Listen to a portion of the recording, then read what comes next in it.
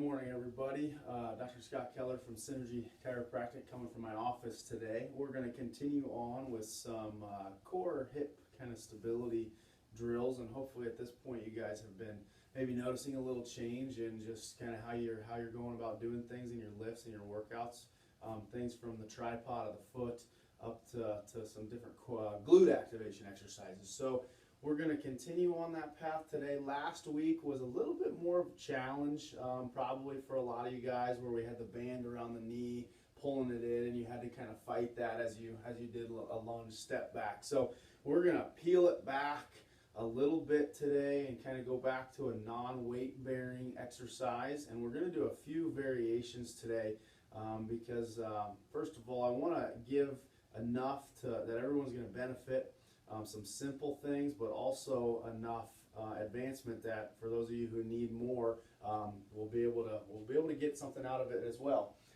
So today, you don't necessarily need a band, but you can add a little bit of challenge to it if you have just a TheraBand. So I know the gym, has some of the straight ones. You can tie them in a loop, or if you happen to have a looped band like this, that's awesome as well.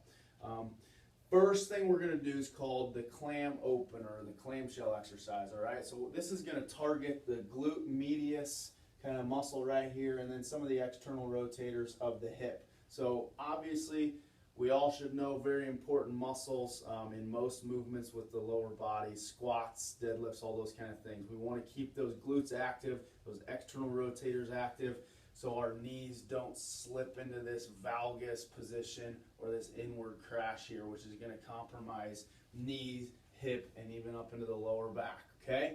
So what you're going to do, pretty simple on this one. You're going to lay on your side, and on this one, I like people to just stack the shoulders and just relax the head down on their arm or something. Your hips and knees are both going to be bent. Your knees are approximately about 90 degrees.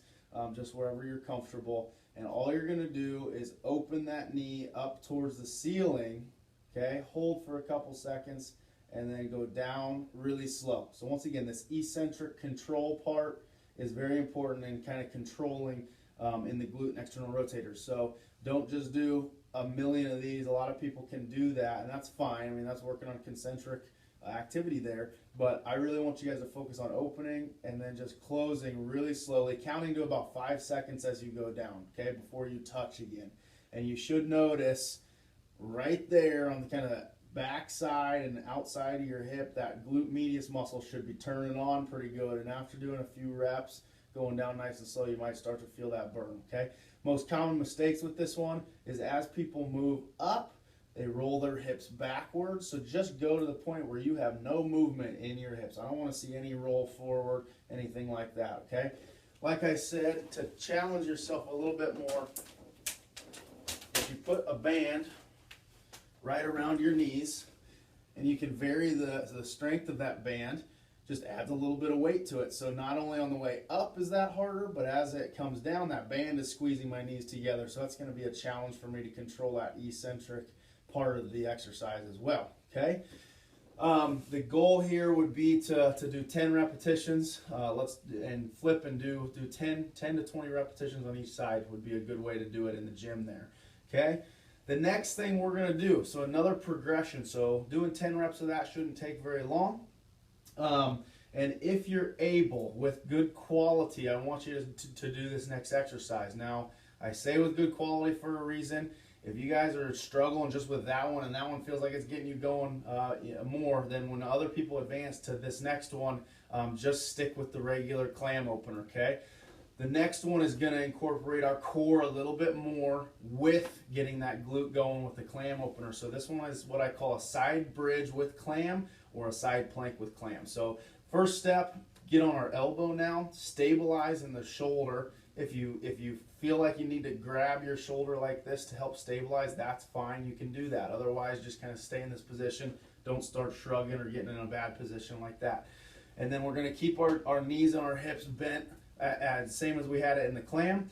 And this time I'm going to brace my core, get that activated, and I'm going to bridge my way up until I'm in a flat line through my hips, core, and then up into my chest. From here, I'm activated here, and I'm just gonna open with that clam and then down nice and slow and controlled. So nothing is really changing with this clam part. You still want to open, don't roll back, don't roll forward, stay in a nice solid straight line, open, and then close nice and slow, counting to about 5 seconds to do that. Okay, another repetition here. Good. Once again, you do not have to use a band for that one.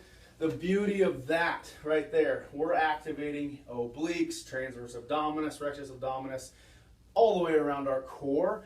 But I was on my right side here. I'm obviously working this left glute with that clam opener, but I'm also really starting to feel it here in my right glute just from holding that plank or that bridge up, okay? So that is you're getting both sides bilateral and also into the core. And don't forget to breathe. If you feel like you're super out of breath after doing a few repetitions of that, make sure you're breathing and using your diaphragm to do so, okay? So if you guys have any questions this week with this one, let's start with the clamshell.